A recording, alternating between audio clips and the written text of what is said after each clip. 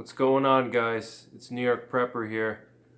Just wanted to do another video about an overlooked item for SHTF and WRL. Another important item that everybody should have in their preps. This is something that you should also have in your bug out bag and in your get home bag. You should keep this near you at all times in a post SHTF situation. You should have it somewhere in your bug out location or in your bug in location if you're going to be bugging in. And that's just a radiation dosimeter, which I actually keep in this. This is an EMP bag, so this is just like a thick mylar bag, and I have inside of here, I have a radiation dosimeter or a Geiger counter. Either one is fine. So I'll pull it out right now. In this bag, it's Tech Protect, meets U.S. military specs. You can read the spec here if you want to read it, but it's empbags.com. I did a review on this bag before. This is a really good option for any kind of small electronic devices. If you don't want to build your own Faraday cage, these are really good. These are probably like $5 or $10 for one of these smaller bags, and they're really thick. They have multiple layers of mylar, and they just open up like a normal, Ziploc type bag. It's nothing too fancy inside. It's just a mylar bag. But I have these bags for all of my critical electronics. Cell phone, Geiger counter and dosimeter, my ham radio, and my thermal monocular. Any critical electronics I store in here. So let's get into the dosimeter. I've actually done a review on this dosimeter before. This is the EcoTest Therapy. I've done a more in-depth review on this on my channel. You can check my gear review section, but here you can see the Therapy in action, and it's reading 0.11 microsieverts per hour, which is basically even below normal. So average background radiation is like 0.16 or 0.18 microsieverts per hour. That's like the average, and that's what you basically are exposed to on a daily basis, just from the ground and different sources of radiation. But I like this Geiger counter because I can set a threshold on it, and with the threshold, what that does is if the radiation gets above a certain reading, it's going to sound an alarm, and it also will turn on automatically. So this Geiger counter, actually, you don't turn it off. It basically stays dormant. After like a minute or two of not using it, it'll automatically go dormant. So that's why I like this for SHTF. This is a really good Geiger because you can keep it on you. It has a belt clip here. I can clip this onto my belt or onto a piece of MOLLE webbing, or I can throw it in my backpack. It doesn't matter. I can throw this in my backpack, and if radiation exceeds a certain level that I've determined, that I set, it will automatically turn on and start sounding a really loud alarm. So I keep this in my nightstand, and I have it set for a certain level, so this way if I'm sleeping in the middle of the night and something happens, it'll wake me up, and I'll know that there's some kind of radiation situation going on, and maybe at that point I'll don some gear, or I'll throw a mask on or something, which right now I can't do because I have my beard, but at least it'll help me to wake up and figure out what's going on. So why would you want to have something like this? Why is this overlooked, and why is it important? Well, this is important because if you look at a map of all the nuclear power plants in the U.S., you'll see that there's, I think as of right now, there's almost 100 nuclear power plants across the country. And chances are near where you live, there should be at least 1 or 2 nuclear power plants, unless you live in the West. Most of the nuclear power plants in the U.S. are concentrated in the East Coast, especially like New York, Pennsylvania, New Jersey, Delaware, Virginia, Maryland. Carolinas have a lot. Florida has a lot. Illinois has a lot. Also the Midwest as well. Any of those states, you should check your how close you are to a nuclear power plant. Because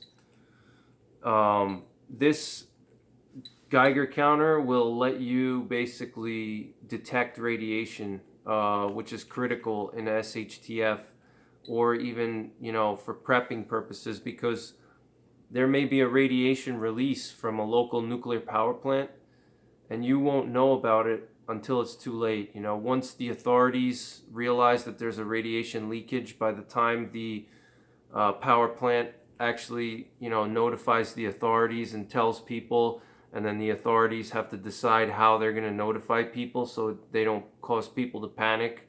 But either way, you don't want to trust your life to, the authorities or to the nuclear power companies, because it's not in their interest to disclose every, radiation leakage that comes out of their nuclear plant, because, then they can lose their license and they won't operate. So, they try not to release all the information on every leakage that they have. But this will give you the ability to detect radiation sources, whether it's pre-SHTF or post-SHTF. Now, like I said, pre-SHTF, if you have one of these around your house or your bug out location or in your, get home bag, that's good, because let's say you're at work and something goes down. There could be a terrorist attack. There could be a nuclear attack. There could be some type of a dirty bomb. There could be, a radiation release from a local nuclear power plant. And this will help you detect it before anybody else. Radiation is invisible. You can't see radiation. You can't smell it. The only thing you can do is you'll eventually feel it. Once you're exposed to a high dose, you'll have some bad, really nasty side effects. But you can't see it and you can't smell it. So that's where this is very critical for your preps, because, and I can't emphasize that enough, because you don't want to trust government sources to provide you with information about what's going on. You want to be able to detect radiation on your own and be able to determine what the actual conditions are where you are, and this will help determine also your, not only detect radiation sources, but it will also help with measuring the accumulated dose that you receive. And that's a topic for another video, but basically a dosimeter will measure your cumulative dose. So what that will tell you is whether you've absorbed too much, based on your exposure. Let's say, like, if there's a nuclear event right now as we're speaking, I can reset this device and it will immediately start measuring how much dose I'm accumulating over time. And once you reach a certain level of accumulated dose, you're going to want to distance yourself from the radiation source. Otherwise, some hazardous, negative effects are going to happen to you, not just, long-term stuff like cancer, but short-term stuff too, like radiation sickness. Basically radiation, what it does is it breaks down your cell division, so your cells can't divide anymore. So basically, your flesh pretty much dies, and you start getting necrosis. It's a really nasty way to die, and it's a really nasty thing. You don't want to get radiation poisoning. It's really horrific. So this will measure your accumulated dose, and you'll also be able to measure your radiation around you in your specific local area, wherever you are. Let's say if you're, at work and something happens, you'll immediately be notified by this that there's some kind of radiation source. And at that point, you can take action. You can get away from the area. You can escape. You can put on protective clothing. If you don't have one of these, then you're completely reliant on what the authorities tell you. And sometimes it's not in the interest of the authorities to tell you exactly what's going on. And even if it is in their interest to tell you everything, they may not have the information right away, or it may take them time to disseminate the information to the general public. So with this, you can detect it yourself. You don't have to wait for the government to tell you what the conditions are. You don't have to wait for, your local news channel to say that there's a major incident, there's a terrorist attack or a dirty bomb, or, that there was a nuclear power plant leakage of some kind. And, it's not just the nuclear power plants, the reactors, but there's also nuclear storage facilities where they store, nuclear waste, which has to constantly be kept cool so it doesn't overheat. And those are other possible sources of radiation near you. So like me personally, I have there's a nuclear power plant within, I don't know exact distance, but I'm basically within the danger zone. So I would say I'm probably within 30 miles, maybe 20 miles, I don't know. But between 20 30 miles, there's a major nuclear power plant close to me. And they have had some issues in the past, but even if you're not 20 or 30 miles away from a nuclear power plant, it doesn't matter, because there's just so many nuclear power plants across the country.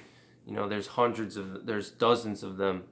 And even if you're 200 miles away from a nuclear plant, it can still affect your local area, because even like when Chernobyl, there was a meltdown in Chernobyl, there were people all the way in Sweden that had, radiation issues, and there was poisoning of the, the Swedish forests. It would, and Eastern European forests, as far as like a couple hundred miles away, there were, orders given to the people not to eat mushrooms or berries that they pick from the forest.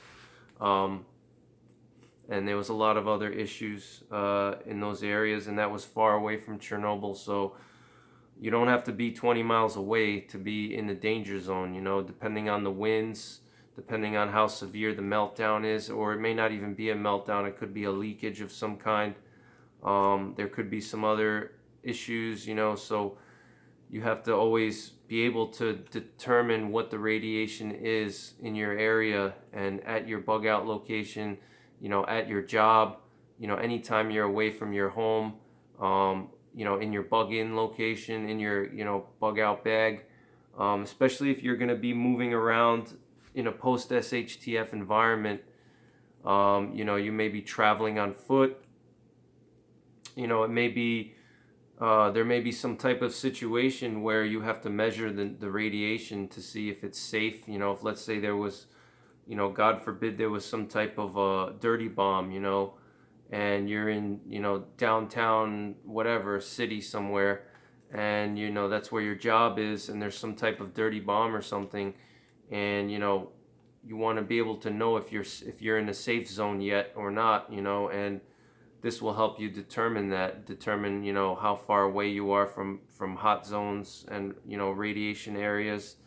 And then also, if let's say there was actually a nuclear attack and you had to shelter in place and build like an improvised nuclear shelter, this is critical, because I've done video on nuclear attack survival skills, but, basically, after a couple of days, the radiation levels of the fallout will subside, and it will be safe to come out of your shelter. And at that point, this is going to come in handy, because you're going to be able to determine what the radiation levels are like. If you don't have this, you're not going to be able to know if it's safe to come out yet, or if it's not, if you have to wait a few more days. Typically radiation, it breaks down the 7-10 rule. So for every factor of 7, in terms of time, the radiation will be 10 times weaker. So, after 7 hours, the radiation will be 10 times weaker. After 49 hours, 7 times 7, it will be 100 times weaker. So, after like 2 days, the radiation will subside tremendously. And if you're sheltered in properly and you've, built up an improvised shelter, this will help you determine, first of all, if your shelter is adequate. And also it'll tell you if what the outside conditions are like. So if you need to go and travel, let's say you have to, reunite with loved ones, or you have to go out and get resources, or, whatever, this is going to be very handy. So this way, if it's safe to come out of your shelter yet or not. And, obviously if there's a nuclear attack, you're not going to have TV, you may have some radio stations operating that you can listen in on, but it's going to be hard for the government to disseminate information to everybody, because there's going to be destruction, and it's not going to be like, you're just going to turn your TV on and the news guy's going to say, oh yeah, it's safe to come outside now. It doesn't work that way. Your TV's going to be all the TV stations will go down, cell towers will go down, radio stations will probably go down also. So you need to have a way to determine if it's safe to come out yet or not. And obviously a nuclear attack is a situation that has a very low, chance of happening. But then you also have your nuclear power plants, which they're, very numerous across the country. So it makes sense to, factor that into your prepping, especially if you're within like 200 miles of at least 1 or 2 nuclear power plants. You should definitely get yourself a Geiger counter or a dosimeter.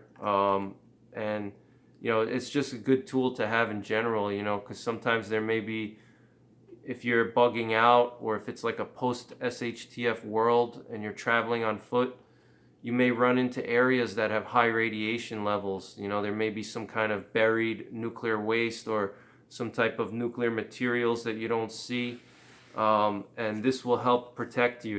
It will determine if the radiation levels are safe. Let's say you're traveling on foot and you have to shelter for one night. Let's say you're escaping from your job, or you're escaping from, your house to your bug out location. And let's say, you have to find a safe area to shelter up for the night. This will tell you if that area is clear and there's no radiation in it. If you don't have this, you could sleep all night on top of a radiation source, or in a radiated building if there's some type of, nuclear situation and the fallout dust landed on the roof, or, some type of irradiated material is nearby. But especially if there's like fallout dust and it landed on the roof of a building, if you don't have this, you're not going to know if your area is safe to sleep in for that night. And, you could be sleeping in a highly radioactive area, and then next morning you wake up and you have radiation poisoning, and at that point you're screwed. You're totally screwed. It wipes out all your bone marrow gets destroyed. Your cell division gets destroyed. Your red blood cells, everything gets destroyed, and so it's a serious thing. You're not going to make it more than a few days after a high exposure like that. So it's definitely something to look into. Like I said, there's a lot of nuclear power plants out there, and you guys should be familiar with where they are in relation to you. And my bet is, if you live in the east, anywhere along the east, east of the Mississippi, I guarantee you that, within 100 miles or 200 miles, there's at least one nuclear power plant nearby, maybe even more, maybe 2, maybe 3, maybe 4. There's some places where there's like 5 or 6 nuclear power plants all in like a 200-mile area. If something were to happen in those power plants, that could be catastrophic for anybody nearby. And if you don't have a Geiger counter, you're not going to know. And even worse, if let's say there's a grid down situation and the grid is totally fried, it's going to be even harder for the authorities to disseminate information. If there's no power, how are they going to be able to transmit messages to the people? It's going to be very hard. And so you're going to have to rely on yourself, and you're going to have your own information and your own intelligence to work off of. And that's where the Geiger counter will help you. If let's say there's a massive EMP or some type of grid down situation where a major, power grid went down, or one of the interstate transmission lines was cut, or something happened with them, there could, whatever, and it knocks out power to a giant area of the country. Those power plants that are knocked out under that power outage, those nuclear plants could potentially, overheat and melt down, or have some type of issues, related to their, related to the power plant. Now, I'm not a nuclear power plant expert. I don't know exactly everything, but I do know that they have generators to help kickstart the reactor so they can continue generating power. But the power interruption will be could potentially affect those power plants. So you want to be able to know if there's any kind of leakage of radiation, and this way you can take appropriate actions to protect yourself and protect your loved ones. So this is definitely an overlooked SHTF item, overlooked prep. This one cost me about $150, and that's about the cost of like a week of groceries for most people, and it's definitely worth it. It's very good on batteries. This one, I've had, the original set of batteries that came with this, they lasted for like 2 or 3 years, so they don't use a tremendous amount of battery power, so I highly recommend it. So thanks for watching, guys, and I'll see you guys soon. Take care, and God bless.